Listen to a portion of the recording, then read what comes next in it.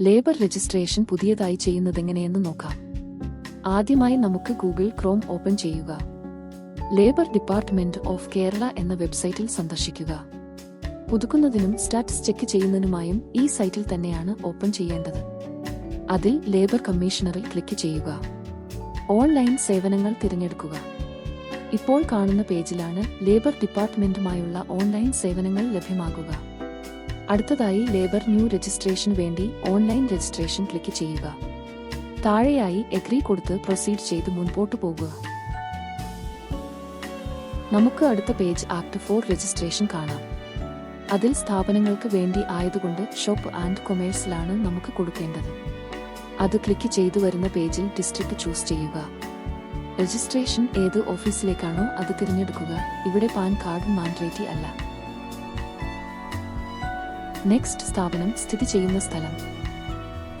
താഴെ സ്ഥാപന ഉടമയുടെ പേര്. റൈറ്റ് സൈഡിലായി നെയിം ഓഫ് എസ്റ്റാബ്ലിഷ്മെന്റിൽ സ്ഥാപനത്തിന്റെ പേരും നൽകുക.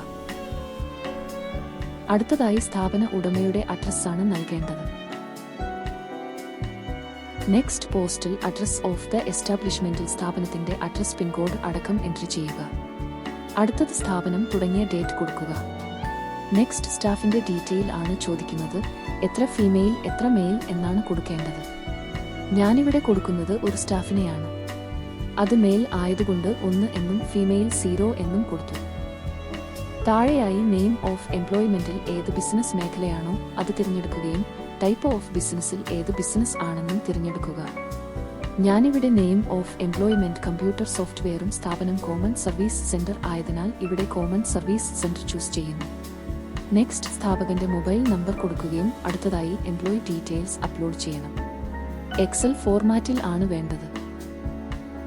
Download employee details format open ചെയ്യുക. എത്ര ആളുണ്ടോ അവ നമ്പർ ഇട്ടു കൊടുക്കുകയും next name and address of worker and designation വയസ്സ് ഇയർ ഓഫ് ജോയിനിങ് എൻ്റർ ചെയ്യുക. ഞാൻ മുൻപ് എൻ്റർ ചെയ്ത ഡീറ്റെയിൽസ് ഇവിടെ അപ്ലോഡ് ചെയ്യുന്നു. നെക്സ്റ്റ് സപ്പോർട്ടിംഗ് ഡോക്യുമെന്റ് ആയി ലോക്കൽ ബോഡീസ് ലൈസൻസ് അഥവാ മുനിസിപ്പാലിറ്റിയോ ഗ്രാമപഞ്ചായത്തോ ഇഷ്യൂ ചെയ്ത ലൈസൻസ് അപ്ലോഡ് ചെയ്യുക. പിന്നീട് സബ്മിറ്റ് ആപ്ലിക്കേഷൻ ക്ലിക്ക് ചെയ്യുക. ഇവിടെ നമുക്ക് എൻട്രി ഡീറ്റെയിൽസ് കാണാം. വായിച്ചു നോക്കി തിരുത്തലുകൾ ഉണ്ടെങ്കിൽ ഇവിടെ എഡിറ്റ് ചെയ്യുകയും ചെയ്യാം. അതിനായി ചേഞ്ച് ഡീറ്റെയിൽസിൽ ക്ലിക്ക് ചെയ്ത് എഡിറ്റ് ചെയ്യാവുന്നതാണ്. പിന്നീട് കൺഫേം കൊടുത്ത് നെക്സ്റ്റ് പേജിലേക്ക് പോകാം. അടുത്തതായി പേയ്മെന്റ് ചെയ്യണം. ന്യൂ രജിസ്ട്രേഷൻ ആയതിനാൽ ആണ് 236 പേയ്മെന്റ് വന്നത്. റിന്യൂവൽ ചെയ്യുകയാണെങ്കിൽ ഈ എമൗണ്ട് കുറയുന്നതായിരിക്കും. എന്നാൽ സ്റ്റാഫിന്റെ എണ്ണത്തിനനുസരിച്ച് ആയിരിക്കും പേയ്മെന്റ് വരിക. ഞാനിവിടെ UPI വഴിയാണ് പേയ്മെന്റ് ചെയ്യുന്നത്. നെറ്റ് ബാങ്കിങ്ങോ കാർഡ് വഴിയോ നമുക്ക് പേയ്മെന്റ് ചെയ്യാവുന്നതാണ്. പേയ്മെന്റ് ചെയ്താൽ ഉടനെ തന്നെ നമുക്ക് ചെല്ലാൻ ഓപ്പൺ ആവുന്നതായിരിക്കും. പിന്നീട് മെസ്സേജ് വഴി നമുക്ക് ആപ്ലിക്കേഷന് നമ്പർ വരികയും ആ നമ്പർ വെച്ച് സർട്ടിഫിക്കറ്റ് ഡൗൺലോഡ് ചെയ്യാവുന്നതുമാണ്.